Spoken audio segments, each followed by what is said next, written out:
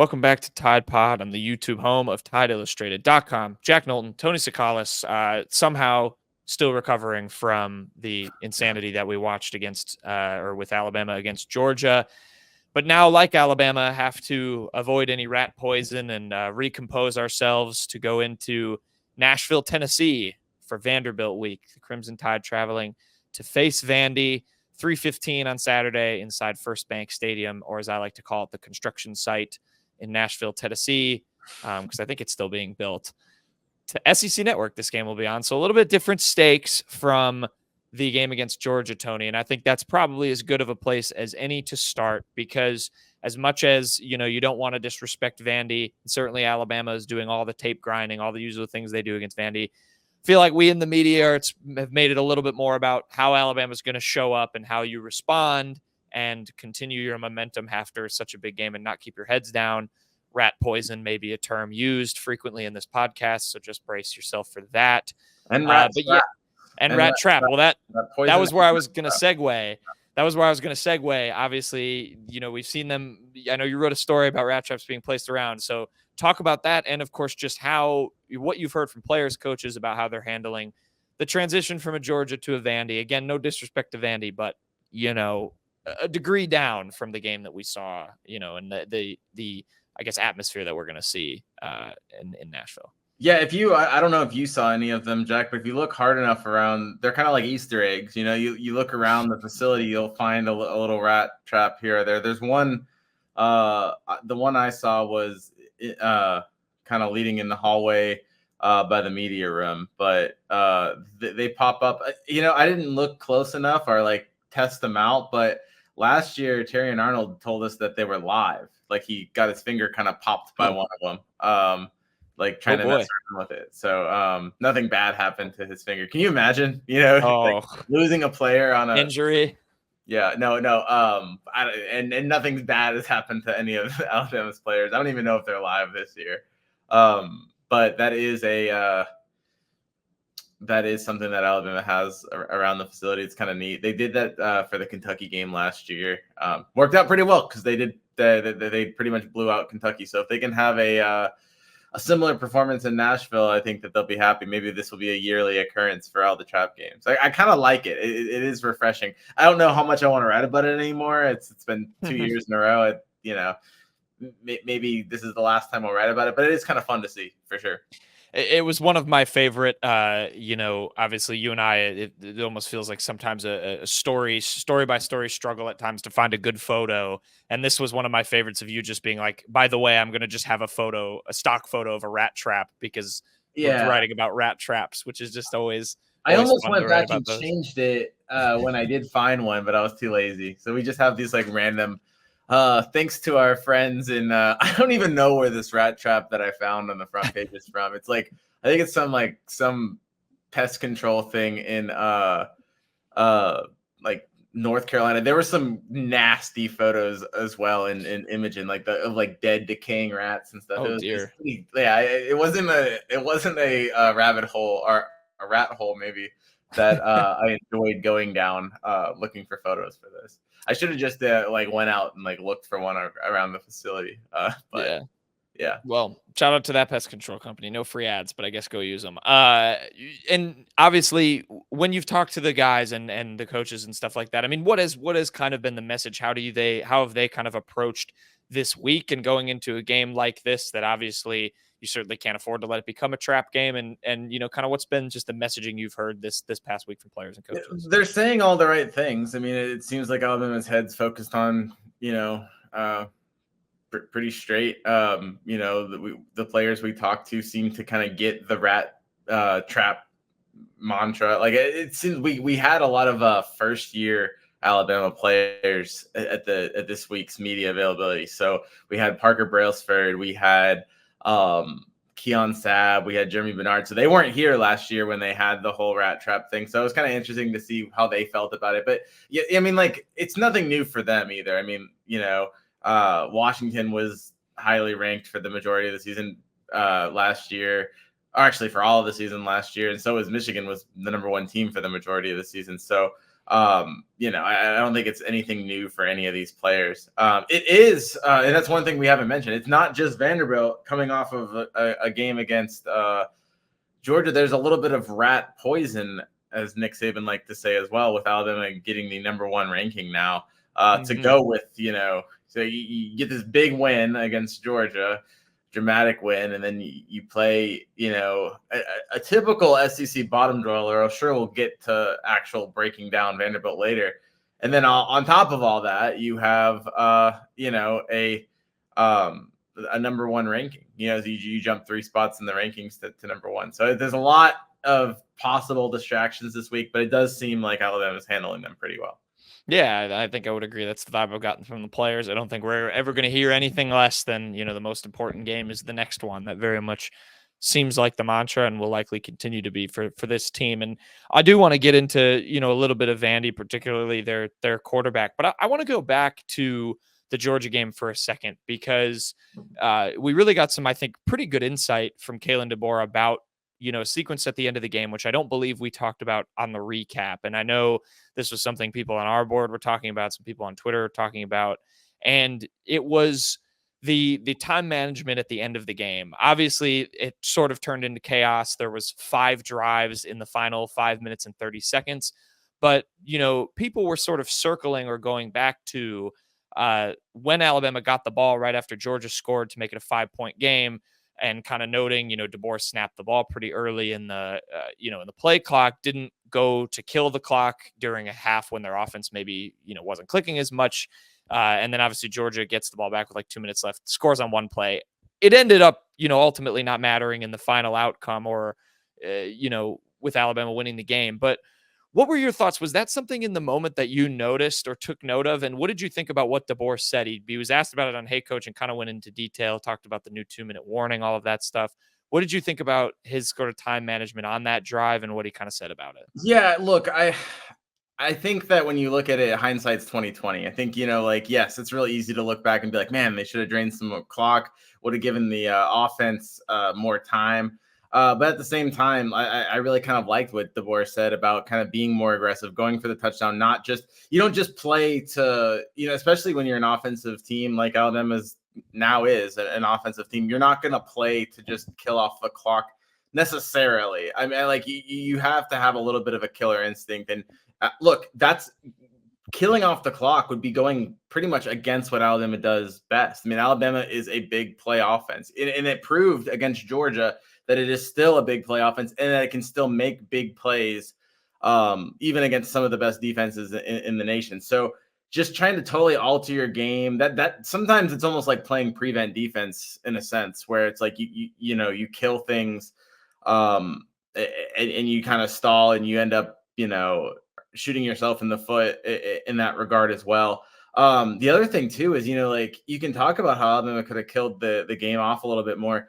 The running game outside of Jalen Milroe wasn't that great. It's something I'm going to write about, or I guess when this pod comes out, I'll have it in my what to watch for Vanderbilt. But the running, Justice Haynes and Jam Miller, outside of like a 23-yard run from Haynes, they weren't getting anything. There's 3 yards there, 2 yards there.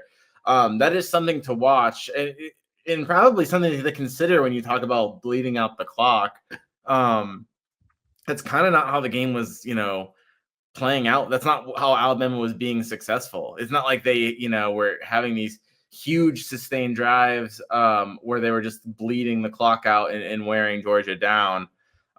They pretty much hit Georgia time and again, and it wasn't just on big plays, but they were still moving pretty fast that whole time. So to totally change your approach, I get that you kind of want to, and there will be times, down the road where you'll want to see Alabama kill off a little bit more, bleed the clock a little bit. But in that situation, it's hard to really, play, I guess, at that point. It's a Thursday or a Wednesday morning quarterback or Wednesday evening quarterback and really, kind of fault DeBoer for that. I don't know. I feel like that's being a little bit harsh. Yeah, I actually completely agree. I think we got a glimpse in that quote of the kind of coach that DeBoer is. And the two things that I found the most interesting about what he said was, one, he very much mentioned the 2-minute warning, of course, new in college football this year, as a factor. He said that's another way for this team to stop the clock now, and that factors into what Alabama might do in terms of killing the clock. And then I just don't think it's in his tendency. The other thing he said was, if it's a 14-point game, if it's a 2-score game, then yeah, probably a good amount of that clock is getting killed, so Georgia doesn't have time to try and score 2 quick touchdowns. But it's a 5-point game. I think this is a coach that, like you said, is going to try and unleash his explosive offense. And to quote the great Herman Edwards, you play to win the game. Well, some could argue that playing to win the game is. Yes, that's true. I got to get the quote in. I think it'd be more like you play to score the touchdown. Yeah, score the point. You play to score the points. What I think is what the way that DeBoer would have phrased that, right? I digress there, but yeah, I think we got a glimpse into DeBoer. This is an aggressive-minded coach. It's an attack-minded coach. I think this is the style that he wants. Is when he's going to trust his offense, no matter kind of what their rhythm maybe was. And yeah, the situation. I don't think he's going to be dumb with it. I think if there's an obvious situation where we're trying to bleed the clock, he'll bleed the clock. But to me, that wasn't quite as obvious. I think he was fine going for the touchdown there. And again, ultimately, what happened after, to go to your point with the Wednesday evening quarterbacking, ultimately what happened after, sort of negated that sequence just because there was so much at both teams. And look how Alabama scored on a 1-play explosive drive. Right. That's just kind of the way that game was going. Yeah, and DeBoer mentioned that too. The pace of the game, Georgia's defense was really clicking. He thought it was kind of a fast-moving game, and he wanted to kind of keep pace. So, yeah, I think it's interesting. But obviously, it'll be something to scrutinize going forward, how he kind of handles. Does he want to slow the game down, keep the tempo going, run clock? What does he do in some of those situations? So I wanted to revisit that briefly because I know people were mentioning that. Before we dive into Vanderbilt and some more of your points, Tony, I'll force your hand. I know you've written about it. Quick injury report for Alabama. Obviously, we have the injury report from the SEC. Who was on it and what was kind of their status? I know some guys picked up some knocks against Georgia. What are they looking like in terms of health and players availability, all that stuff for Saturday?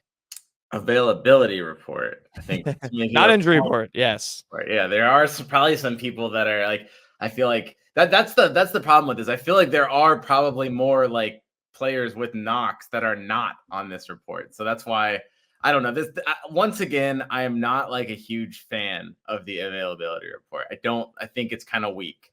I think that I feel like there's more than 2 players that have a little bit of knocks. We saw more than 2 players leave the game. But anyways, I digress.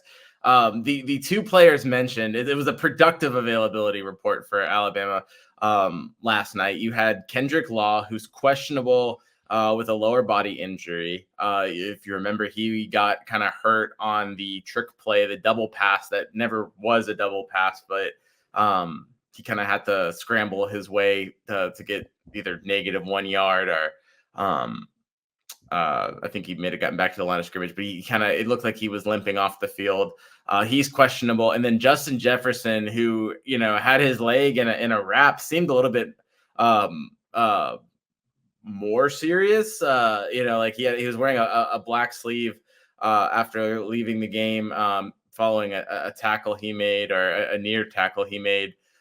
He's listed as probable. So I guess we're going to see Justin Jefferson. I tend to lean on not seeing Kendrick Law. I just seeing him limp and then that questionable status. I always kind of get the feeling that Kalen DeBoer is a little bit of an optimist. So like if questionable is 50%, it might be a hair under 50% in real life, because I think if it was close, I think, Kalen DeBoer might call him probable, so I think, the questionable call for Kendrick Law, I'd almost expect him to miss if I had to guess myself. That being said, I don't, I think if you're questionable for a game, that signifies that it's not a significant injury because obviously there's a chance of you playing. So pretty encouraging for Alabama. A couple of guys like Devontae Smith was on and off the field. a few times for Alabama. Kalen DeBoer addressed that during the coaches teleconference. He just basically said that Devontae Smith has had cramps and he was back in practice. I think Tim Keenan wasn't addressed, but I'm pretty sure he was included in the practice photos this week. So obviously he's back in practice as well. So that's about it. I mean, I think Red Morgan was off and on. I think he's fine as well. So, I mean, yeah, pretty healthy Tide heading into Nashville. I'd say the big one to watch would be Kendrick Law. And, you know, with the success of Alabama's receiving core, I think maybe you probably tend on you err on the side of caution with him. You don't want to get him injured. You know, obviously you have Ryan Williams doing what he's doing, Jeremy Bernard, Kobe Prentice. And then we even saw Emmanuel Henderson have a big catch against Georgia as well. So there's guys that can make plays. I don't think Alabama's really worried. I think it's more important to get a guy like Kendrick Law healthy, you know, for South Carolina next week, or, you know, especially for Tennessee in 2 weeks. Yeah, definitely. Good report. You know, yeah, it's been interesting watching the developments of the availability report. I want to dive into some of your points. You mentioned you'll have kind of a how to watch, what to watch for article tomorrow with some points in it. And you know, when I was making this layout for this pod, you and I actually picked the same main point to start with, which concerns the guys in the trenches, specifically the offensive linemen.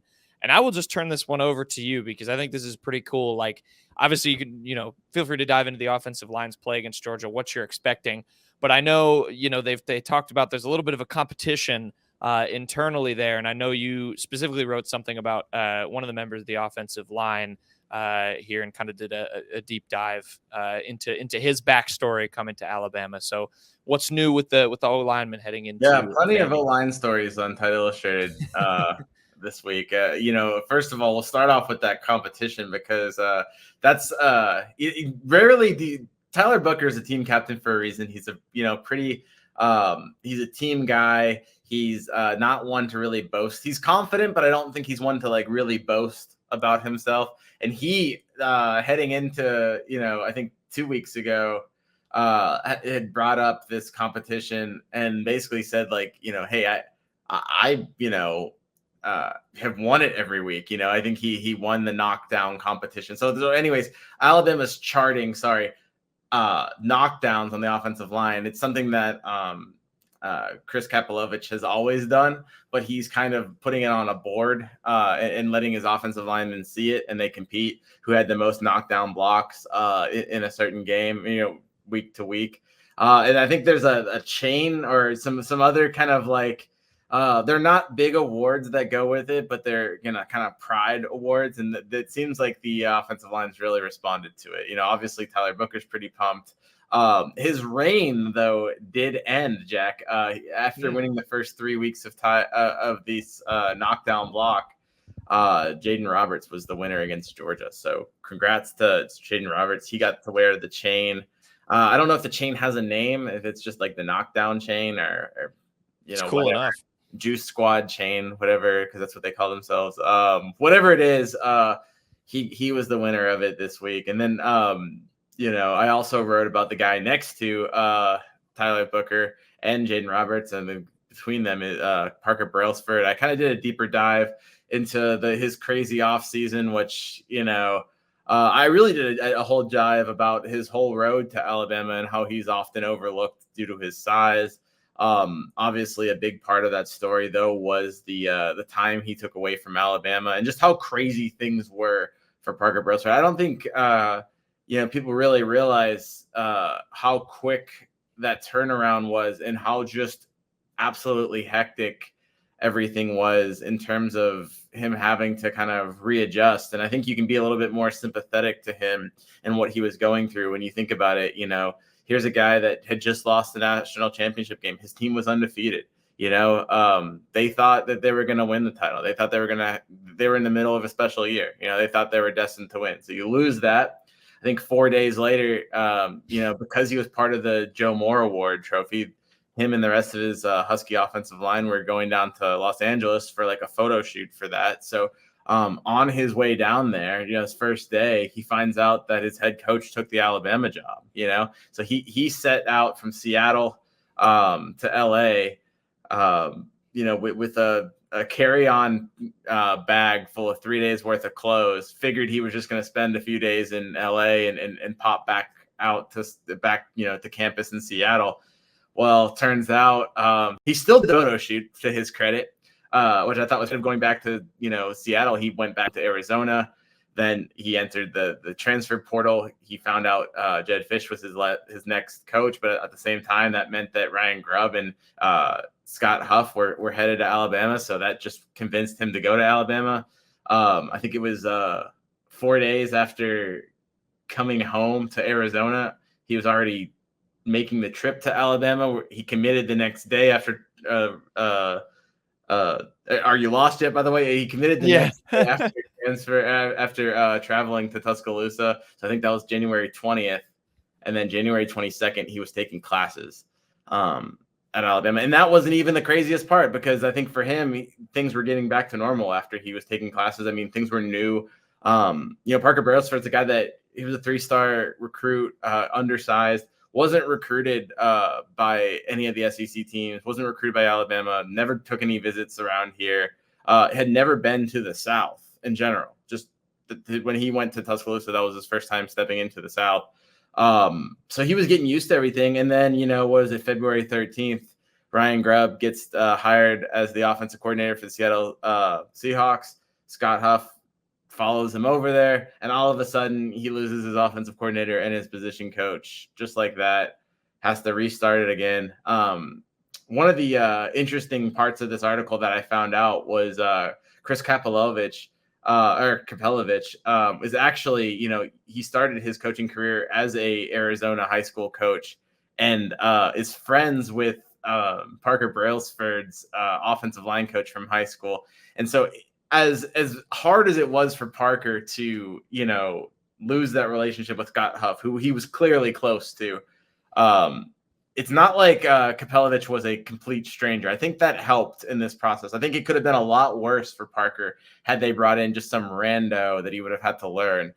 Getting a guy like Kapelovich was, I think, kind of like the turn in momentum he needed, in terms of like, oh, that's some good news. And then, he puts on 20 pounds. And it's, it's kind of been history from there. I think he's continued to prove people wrong. Anyone that was doubting him, people thought he was going to come into the SEC undersized. He still is undersized, a shade under 290. I mean, I used to think that like 300 pounds, 310 is what you wanted from your center at Alabama. He's not going to be that. He's probably never going to be that. But I don't think he needs to be that. He's a strong kid, moves very well. Kapelovich said that, he's one of the most athletic players he's ever coached. So it's a great read. I don't even know. I think I probably lost you on all that, all those dates I provided. So it's a lot more clear in my writing. So make sure to check it out on Tide Illustrated. It's a fun read. And there's also some really cool stories about Parker Brailsford in his high school days. And he's a little bit of a confident kid, and he's a guy that he was playing left tackle in the story that I said, but he played all 5 positions in high school as well. So just an ultimately talented kid, and somebody that's, really proven people wrong his entire career and is continuing to do so at Alabama. Yeah, everyone go read that. It's definitely a great one, worth your time. Yeah, the timeline is just crazy, and it is kind of enjoyable to see a little bit of a full circle moment, kind of with Coach Cap coming in and having a little bit of familiarity, at least with Parker's coach, all the way back when he was just kind of getting this wild journey started. So yeah, he's definitely settled, and I think that kind of, to me, sort of summarizes the groove this offensive line has seemed to find. It's felt very a lot more confident, they felt a lot more comfortable together. Obviously that comes with all of them finally getting healthy and available. And it seems like things are really clicking. So that's a unit that I think is, the stock is really rising, if you will. So I think that's definitely going to be something to continue to watch. You made a point too, and kind of staying on or I guess the assistant coach's trail. You made a point about JaMarcus Shephard, or you will have one in your article, and something he said. And We love talking to Coach Shep, very energetic guy. He managed to spin a question I asked him about a DB into a recruiting pitch for Alabama players, which was just wild to see. Very fun to Always listen be to. recruiting. Yeah, Always be always recruiting. be Cruton. Yeah, shout out NCAA 25. But you wrote about him specifically, and this kind of ties back into what we were talking about at the top of the rat poison and this 24-hour rule that Alabama has. And Coach Shephard really looking for, and you mentioned it with Kendrick Law being out. This wide receiver room seems like it's played really well, but Coach Shephard is not satisfied based on what you guys talked about with him. Yeah, I think he's probably heard one too many questions about how great Ryan Williams is and how great his receiving core is and how wonderful that Georgia game is. And I think he doesn't want he's got his best player right now is a 17-year-old freshman, and I think you always run the risk of how much of this is going to get to his head. So he was very guarded in terms of he wasn't necessarily angry the way Nick Saban was angry, but he basically said, "Look, you guys don't make my life easier by keeping on bringing up this Georgia game. Like we're on to Vanderbilt now, and we got to shift our focus to that." And I think he was, he really tried to steer that interview, whether it was your question with the recruiting pitch or that response where he was kind of trying to shift. I think it was a question about Ryan Williams into a response about Vanderbilt. I thought that you could tell that he was trying to steer the narrative to where he felt like he needed to be, and I wonder if that's just a precautionary measure, or I wonder if at the same time maybe he's seeing a little bit in his players. Maybe they are letting it get a little bit to their heads, and he just wants to snuff that out before it gets to be a problem. Yeah, that's a really good point. I think there could be that a level to it, or even just he's playing this four-dimensional chess game and making it seem like he thinks that of his players, and his players hear this and see that because obviously he knows they're on social media and they see what their coach says in the public, and maybe they say, "Well, wait a minute, I thought we've been playing well. We got to lock in even more." So I wouldn't be shocked about that from something from Coach Shep either, just given his kind of nature. But yeah, it's going to be really interesting. And obviously, if there's a game to continue to prove it, it's this against Vandy and having that opportunity. So yeah, I thought that was an interesting thing to touch on. And then I'll segue back to obviously Shephard decided to answer it in his way and talk about recruiting, which good for him. It was it was a great quote, but I want to touch on these DBs on the other side of the ball too, because we obviously we talked about the turnovers in the recap to Georgia. I wrote a piece about Damani Jackson, who got the first interception. I heard Keon Sabb describe the group as a frenzy of piranhas, which might be the most Kane Womack statement ever. And I feel like we talked about the O-line as, a unit that's really improved. It seems like kind of the DB room, I would lump in the same boat. Those two rooms to me have felt like maybe the biggest stock up in terms of how they've looked throughout the first few games of the season. I don't know if you'd agree on that, but maybe some thoughts on the other side of the ball, the guys who guard Shepherd's wide receivers. And I mean, they started. It depends on which group you want to look at, right? Right. If you look at first half last weekend, I think that they were wonderful. Do you want to look at second half? I mean, if there was 2 more minutes in that game, I think Georgia probably ties it up, or maybe it goes back and forth 2 more times. I mean, it was just kind of a shootout. Alabama was dead on defense at the end of that game. I don't know how much of that was tired legs. A lot of it was probably inexperience, but I think that you saw you saw both sides of the sword right there. I think you saw a very talented young group that can do a lot of things that can cause a potential or a probable first round pick in Carson Beck some real problems. They made him look pedestrian in the first half. And then you saw a young secondary that was beaten on a few big plays. I think, that they took some chances and were burnt on them on some balls. You saw Xavier Brown before making that game-winning pick. He couldn't locate the ball in the air. He came very close, Jack, and this is something that no one's really talked about.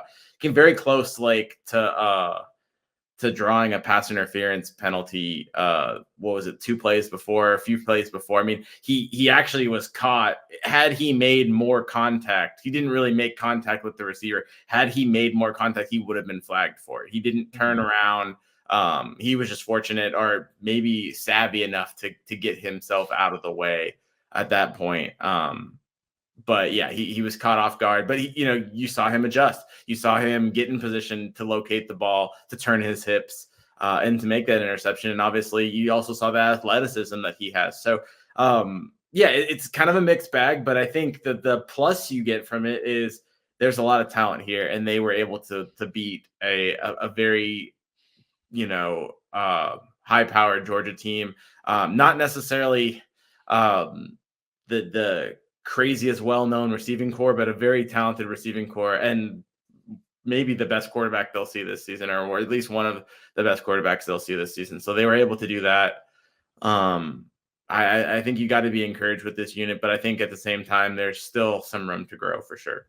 Definitely. Yeah. And I think, there's leaders kind of emerging. I know like Damani is trying to take more ownership. That was kind of the vibe I gathered from talking to people about him. And I think the thing with that room and the way this kind of defense has been together is like good or bad. There just feels like there's a good amount of tenacity and energy that they kind of play with. So, there's never like a heads down moment, even when they do make mistakes, which are bound to happen, especially in a corner room that's young, is they just seem to play with a lot of energy. And I think that's a positive trait for me, when looking at kind of a side, especially when you look at Kane Womack and kind of the things he calls for on defense. So yeah, that's something I wanted to touch quickly on. And, kind of on that end, who they're going to have to go against. We're going to talk about Jalen Milroe. We'll give him his flowers. I know you wrote about him.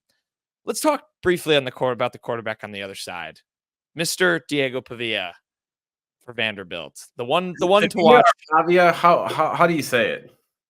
I think it's Pavia. Is it Pavia? I've been saying Pavia, so maybe I'm wrong. I actually haven't delved into the pronunciation guides, which my broadcast self's kicking for that one. But Pavia, Diego. Alabama fans know this man, of course. He's brought some swag to Vandy. Swag he had at New Mexico State, of course, when he infamously came into the Plains and beat Auburn last season. Stats wise, 63% of his passes he's completed, 721 yards, 6 touchdowns. He also leads Vanderbilt with almost 280 rushing yards and 2 touchdowns on the ground. Good quote here. Shout out Chris Lee over at Vandy Sports, who did an article with us, a Q&A about Vandy. Said he's like a point guard who can see passing lanes that nobody else sees and does something nobody sees coming. And that's hard to scout and defend, which that actually does feel like probably one of the better summaries of Pavia's play that I've maybe heard. So I enjoyed that from Chris. But what is Alabama going to be facing in Pavia, and how do you kind of slow him down?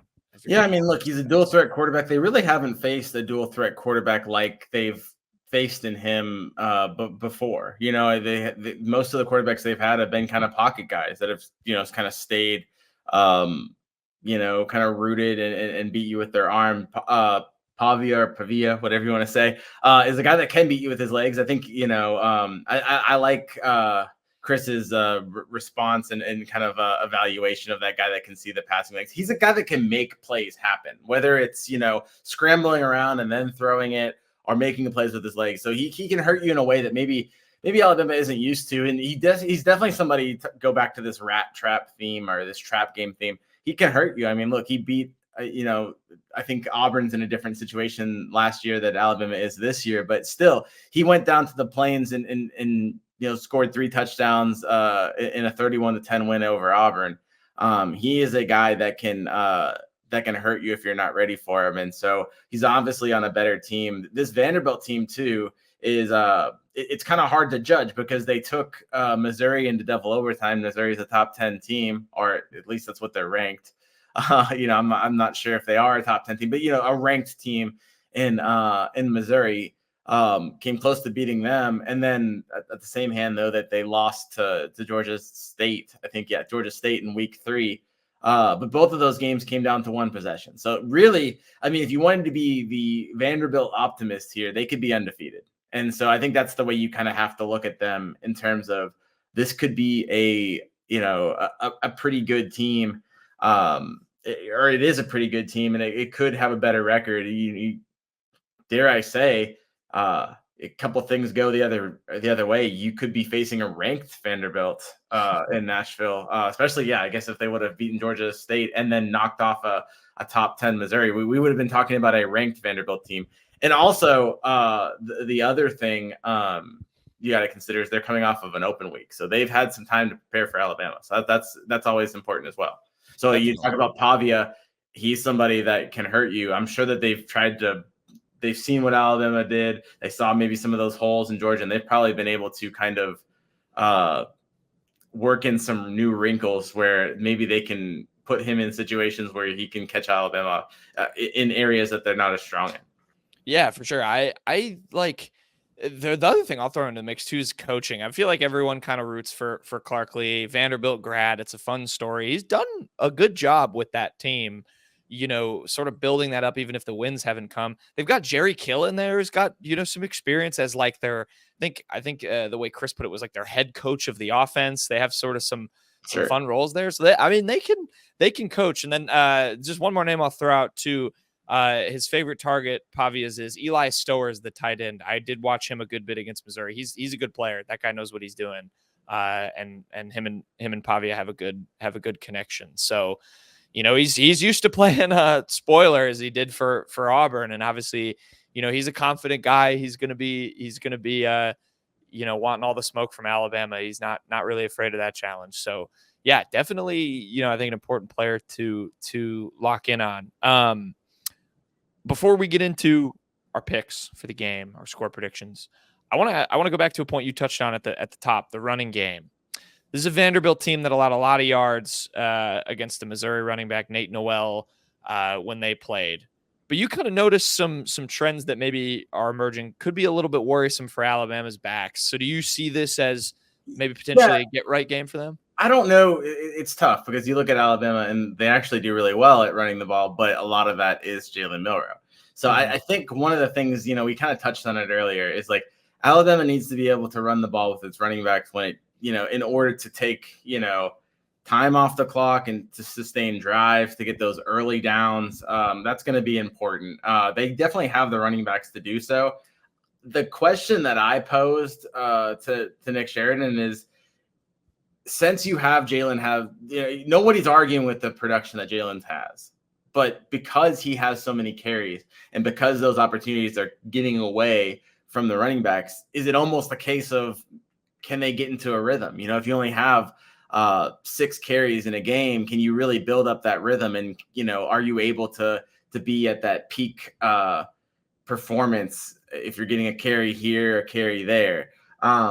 Nick Sheridan, to his credit, said that he didn't think that was the case against Georgia. He said that there were some fundamental things, whether it be the offensive line or the way the play was drawn up. He's pretty confident in his running back's ability to kind of maintain the rhythm regardless of, how many touches they're getting. And look, Alabama's got great backs, and Justice Haynes and Jam Miller, they're good guys. They're unselfish guys. And I don't think it's a case of, you necessarily have to take the ball out of Jalen Milroe's hand, because that's working.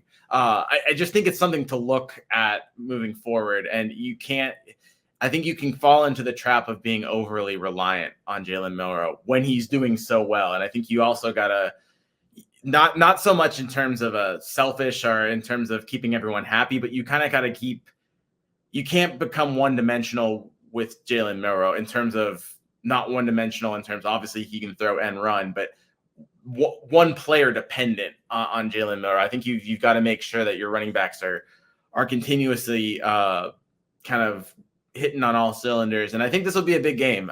You mentioned they gave up Vanderbilt gave up almost 200 yards to Missouri's running back.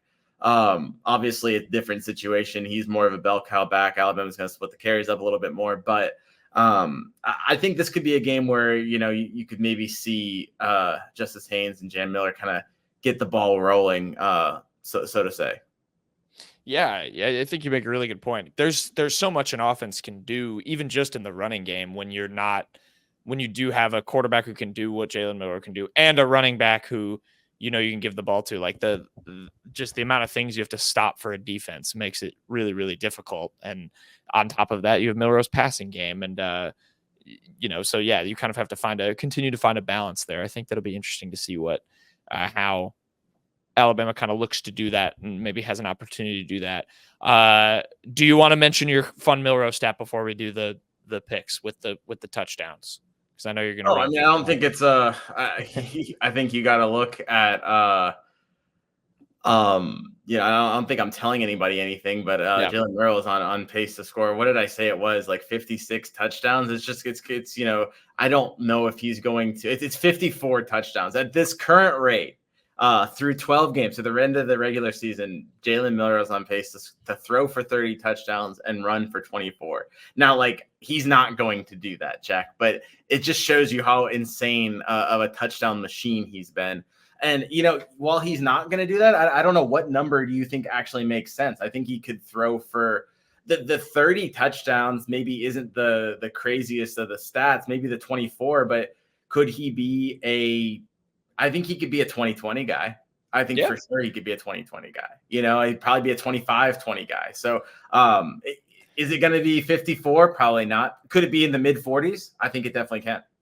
Yeah, I agree with this prediction. I just also think it's an absurd praise of Jalen Milroe because I feel like you talk quarterbacks, you say 2020 guy. I think of like a Brett Favre, 20 touchdowns, 20 picks. And with Jalen Milroe, it's just type of touchdown. 20. On the flip side, Jalen Milroe has only had the one interception. I think he had a fumble too. So only 2 turnovers to go with his his touchdown. So that's his 18 touchdowns. So that's pretty good.